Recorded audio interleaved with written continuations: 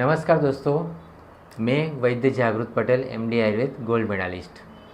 दोस्तों, आयुर्वेद के छात्रों को आयुर्वेद पढ़ने के लिए सहूलियत हो, आयुर्वेद को इजीली समझ सके, इसलिए आयुर्वेद की जो संहिता है संस्कृत में लिखी गई है उसको मैं ये आयुर्वेद विद्यापीठ सीरीज़ में उनको इस कोटेशन को मैं सरल भाषा में समझाने का प्रयास करता हूँ, जिससे उनको आयुर्वेद के प्रति श्रद्धा बढ़े और आयुर्वेद का प्रैक्टिकल यूज़ कहाँ कर सके वो उनको पता चले। तो इसलिए मैंने ये सीरीज़ चालू की है आयुर्वेद विद्यापीठ। इस आयुर्वेद विद्यापीठ में हमने आज तक कई श्लोकों का अध्ययन किया है और अभी हम पिछले कुछ वीडियोस से देख रहे हैं आचार्य चरक ने जो चरक विमान स्थान अध्याय 1 में बताया है, अष्टो आहार विधि विशेषायतनानी, 8 प्रकार की परीक्षा बताई है आचार्य चरक ने, जिससे हम आहार की परीक्षा कर सकते हैं कि जिससे व्यक्ति का स्वास्थ्य बरकरार रहे और बीमार व्यक्ति अपनी जल्दी आरोग्य प्राप्त करे। इसलिए अष्टो आहार विधि विशेषायतनानी बताई है और उसमें आज तक हमने चर्चा की है प्रकृति, करण, संयोग, राशि, देश, काल, ये 6 पॉइंट पे चर्चा कर ली है। उपयोग संस्थान तो उपयोग नियम जो आहार विधि विधान बताया है आचार्य चरक ने, तो उस पर भी हमने आगे चर्चा की है। उष्णम अस्नेयात, स्निग्धम अस्नेयात, मात्रावत अस्नेयात, इस पॉइंट पे हमने चर्चा कर दी है कि इसके पीछे आचार्य का प्रयोजन क्या है और उसको हम किस तरह से प्रैक्टिकल देख सकते हैं। आज हम बात करेंगे जीर्णे अस्नियात। जीर्णे अस्नियात मतलब आगे खाया हुआ खुराक हजम हो जाए उसके बाद खाना खाना है। तो आचार्य चरक बताते हैं जीर्णे अस्नियात अजीर्ण ही भुंजनस्य अव्यवृतम आहार जातम पूर्वस्य आहारस्य रसम अपरिणतम उत्तरेण आहार रसेन उपसृजत सर्वान् दोषान् प्रकोपयति आसु। जीर्णे तो भुंजनस्य स्वस्थानस्थेषु दोषेषु अग्नौ च उदीर्णे जातायां च बुभुक्षायां विवृते च स्रोषसां मुखेषु विशुद्धे चोद्गारे हृदये विशुद्धे वातानुलोम्ये विसृष्टेषु च वातमूत्रपुरुषवेगेषु अव्यवृतम आहार जातम सर्वशरीर धातून् अप्रदूषयत आयुः एवं अभिवर्धयति केवलम तस्मात् जीर्णे अस्नियात। अर्थात जीर्णे अस्नियात मतलब आचार्य चरक बताते हैं कि जब अजीर्ण भुंजानस्य, आपको अजीर्ण है, आपको खुराक डाइजेस्ट नहीं हुआ है, उस वक्त अगर आप खाना खाते हैं तब भुंजानस्य अव्यवृतम आहार जातम पूर्वस्य आहारस्य रसम अपरिणतम, आपने जो आगे खाना खाया है वो आहार का परिपाक नहीं हुआ है और उसी वक्त अगर आप दूसरा भी खुराक खा लेते हैं तो वो आगे का खाया हुआ खुराक अभी हजम नहीं हुआ है और उसमें ही दूसरा जो खाना खाया है वो उसमें मिक्स हो जाता है।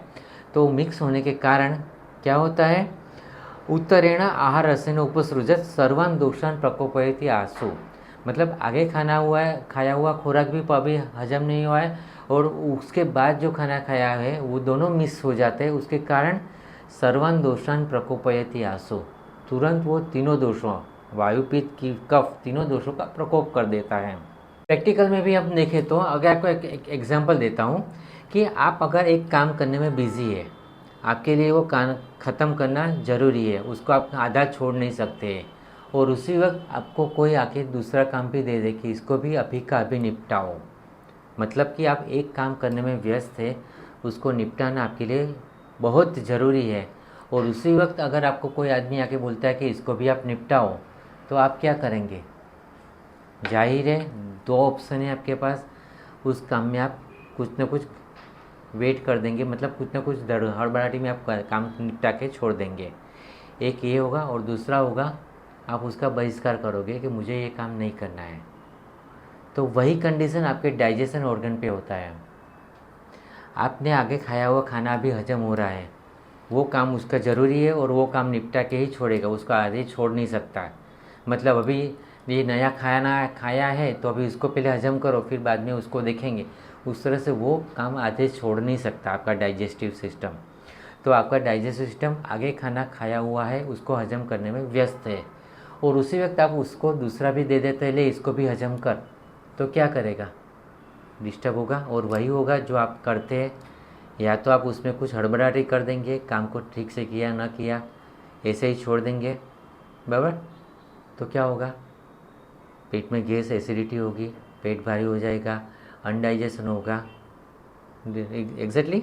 और दूसरा क्या करेंगे, काम का बहिष्कार करोगे, नहीं करना है, वो भी वही करेगा, चाहे वो उल्टी करके बाहर निकाल देगा या ऐसे ही लूज मोशन करके निकाल देगा, मतलब खाना हजम नहीं होगा। तो वही प्रॉब्लम होता है कि अगर आपने आगे खाया हुआ खुराक हजम नहीं होता है और फिर से आप ऊपर से खाना खा लेते हो, तो वो आपके शरीर में डाइजेशन को डिस्टर्ब करता है। और पहली बात तो ये ध्यान रखनी है, हम खाना क्यों खा रहे हैं, शरीर को न्यूट्रिशन मिले, शरीर को एनर्जी मिले, उसके लिए तो खाना हजम होना ज़रूरी है।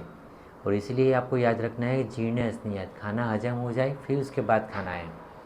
अगर जीर्ण नहीं होता है और फिर भी आप खाना खा लेते हो, तो उस कंडीशन में दो प्रकार के अजीर्ण हो सकते हैं। एक अजीर्ण आसनम होता है और दूसरा अध्यशन होता है। अध्यशन मतलब अभी खाया है और तुरंत थोड़ी देर के बाद फिर से ऊपर से खा लिया, मतलब आगे खाना खाया हुआ अभी हजम नहीं हुआ और आपने तुरंत खा लिया। और दूसरा अजीर्णासन, आगे वाला खाना हजम नहीं हुआ है और फिर से आप खा लेते हैं। तो ये दोनों कंडीशन, अजीर्णासन या अध्यशन, ये दोनों कंडीशन आपको शरीर में व्याधि उत्पन्न करने के लिए बहुत अहम रोल प्ले करता है। तो इसलिए ध्यान रखना है कि जीर्ण आसनम, आगे खाया हुआ खाना हजम हो जाए उसके बाद ही खाना आपको खाना है। और बेसिकली देखें तो आयुर्वेद में खाना हजम हो उसके ऊपर खास भार दिया है।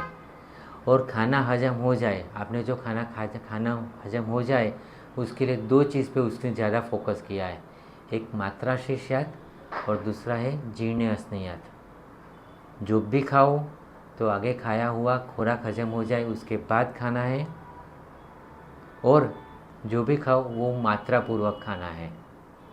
और वैसे भी योग रत्नाकर में आचार्य ने लिखा है कि उद्गार शुद्धि उत्साहो वेगोत्सर्गो यथोचित लघुताक्षुत पिपाशाच जीर्ण आहार ऐसे लक्षणम। जीर्ण आहार के लक्षण मिलते हैं तब आपको पता चलेगा कि हमें आहार आगे खाया हुआ खाना हजम हो गया है, तभी आपको दूसरा डाइट लेना है। तो चरक ने बताया, आचार्य चरक ने बताया है कि अजीर्ण आहार में से क्या नुकसान होता है और जीर्ण आहार खाने में क्या फ़ायदा होता है। शरीर में आयु का अनुवर्तन होता है, जिसके लिए तो हम पूरा आयुर्वेद का फॉलो करते हैं। तो यही ध्यान रखना है कि जीर्ण स्नेहात। तो दोस्तों आज के सेशन में इतना ही। आपको ये टॉपिक कैसा लगा है मुझे कमेंट में ज़रूर बताइए, और अपने फ्रेंड्स के साथ शेयर भी कीजिए और मेरे चैनल को सब्सक्राइब भी कीजिए। और आपके मन में और कोई डाउट हो और कोई क्वेश्चन हो तो आप मुझे कमेंट में बता सकते हैं। इसके अलावा मैं हर बुधवार को लाइव सेशन लेता हूँ 7:30